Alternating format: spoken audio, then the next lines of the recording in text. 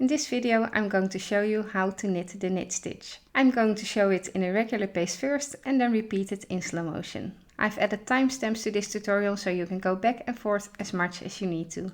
Take the needle with the stitches on it in your left hand and the empty needle in your right hand. Make sure you use the yarn that's attached to the ball and not the loose end. Insert your needle into the first stitch, from the front to the back and from left to right.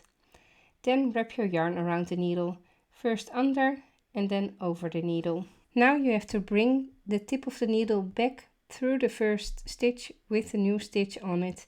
This is the hardest part. And now you can let the old stitch slip from the needle. I will repeat it in slow motion. Insert the tip of the right needle into the stitch on the left needle. Wrap the yarn around the needle, first under and then over, and then bring the tip of the needle back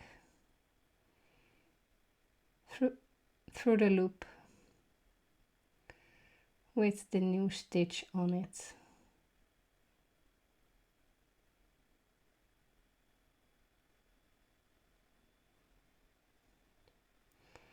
And then let the old stitch slip from the left needle.